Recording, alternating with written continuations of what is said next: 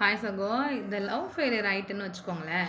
அது வந்து ஒரே ஒரு வாட்டி வந்து உங்கள் ஹஸ்பண்ட் வந்து ஒய்ஃப்க்கோ, ஒய்ஃப் வந்து ஹஸ்பண்ட்க்கோ சொன்னா போதும். ஏன்னா வந்து எந்த ஒளிவு மறைவும் இருக்கக்கூடாது அப்படின்றதுக்காக ஒரே ஒரு தடவை சொன்னா ஓகே. ஆனால் இந்த வந்து ஹஸ்பண்ட்ஸ் இருப்பாங்க பாருங்களேன், அது என்னமோ பெரிய சாதனையாட்டும், உலக சாதனையா கூட இத்தனை வாட்டி சொல்ல மாட்டாங்க.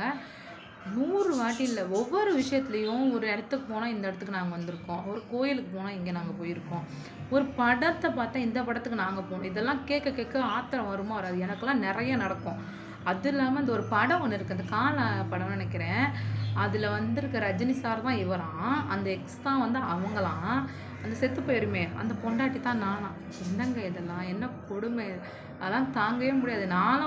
நான் மோஸ்ட்லி வைக்கிற ஸ்டேட்டஸ்ல வந்து அப்பப்போ மாசத்துக்கு ஒரு வாட்டியாச்சு அந்த ஒரு இது இருக்குல்ல, திருநெல்வேலிக்கு டிக்கெட் போடு, நான் போய் அவரை பார்த்துட்டு வரேன் அப்படின்ற மாரி ஒரு அத வச்சு வெறுப்பேத்துவேன்.